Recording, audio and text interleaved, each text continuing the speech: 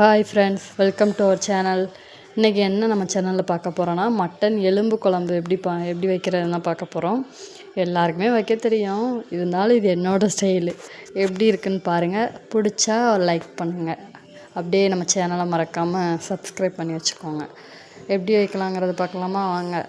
ஒரு சட்டியில் எண்ணெய் காஞ்சதும் கிராம்பு, பட்டை, ஏலக்காய் இதெல்லாம் போட்டு நல்லா வதக்கினதுக்கப்புறம் சின்ன வெங்காயம் கட் பண்ணி வச்சுருக்கேன், அதையும் சேர்த்து நல்லா வதக்கணும். ஓரளவுக்கு சின்ன வெங்காயம் வதங்கினதுக்கப்புறம் தக்காளி ஆட் பண்ணி மறுபடியும் நம்ம வதக்கணும். தக்காளியும் சின்ன வெங்காயம் சேர்ந்து நல்லா வதங்கினதுக்கப்புறம் நம்ம நமக்கு தேவையான அளவு இஞ்சி பூண்டு பேஸ்ட்டு போட்டுக்கிடணும்.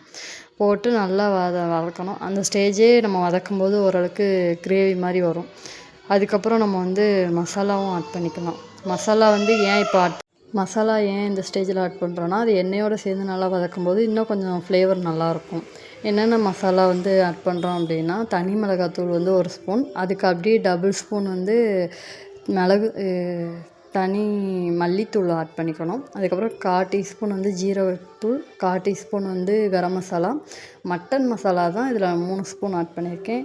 உங்களுக்கு காரத்துக்கு ஏற்ற மாதிரி உங்கள் குவான்டிட்டிக்கு ஏற்ற மாதிரி நீங்களும் ஆட் பண்ணிக்கலாம். இந்த மசாலாலாம் சேர்த்து நல்லா வதங்கினதுக்கப்புறம் ஓரளவுக்கு எண்ணெயிலே ஓரளவுக்கு குக் ஆயிரும். குக் ஆனதுக்கப்புறம் இந்த இடத்துல பச்சையாக சின்ன வெங்காயத்தை அரைச்சி ஊற்றணும், வதக்காமல் செய்யாமல்.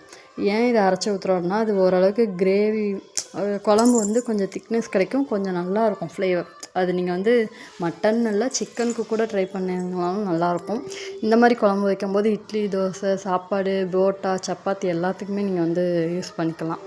அந்த பச்சையாக அரைச்ச சின்ன வெங்காயத்தையும் சேர்த்து நல்லா ஓரளவுக்கு எண்ணெயிலே நல்லா வதங்கினதுக்கப்புறம் நம்ம வேக வச்சுருக்க மட்டனை தண்ணியோடு சேர்த்து இதில் ஊற்றி நல்லா ஒரு கிண்டிட்டு அது ஒரு கொதி வர்ற வரைக்கும் நம்ம வெயிட் பண்ணணும். அந்த மட்டன் ஊற்றினதுக்கப்புறம் அந்த தண்ணியோடு சேர்த்து அது நல்லா கொதித்து வந்ததுக்கப்புறம் இந்த ஸ்டேஜில் நம்ம ஒரு பேஸ்ட் அரைச்சி ஊற்றணும். அது என்ன பேஸ்ட் அப்படின்னா, தேங்காய் தான். தேங்காய், சீரகம், பெருஞ்சீரகம், அப்புறம் பூண்டு, கசகசா, 4 முந்திரி பருப்பு இதெல்லாம் சேர்த்து நல்லா அரைச்சி, நல்லா மையாக அரைச்சி அதில் ஊற்றி நல்லா கொதிக்கணும். அதுக்கப்புறம் நமக்கு தேவையான அளவு உப்பு போட்டுக்கலாம். நமக்கு எவ்வளோ தேவையோ அந்த மல்லி இலை போட்டுக்கலாம்.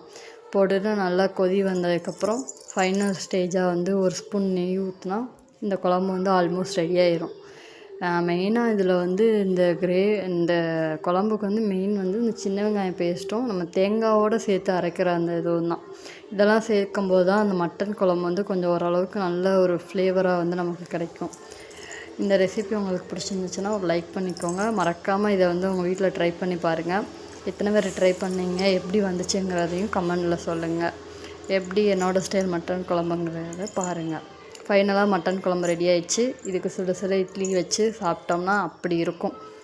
இதை மாதிரி டெய்லியும் ஒரு வீடியோ பார்க்க நம்ம சேனலை சப்ஸ்கிரைப் பண்ணி வச்சுக்கோங்க. நாங்கள் இட்லியும் மட்டன் குழம்பும் சாப்பிட ரெடி ஆகிட்டோம். நீங்கள் உங்கள் வீட்டில் என்னங்கிறத கமெண்ட் பண்ணுங்கள்.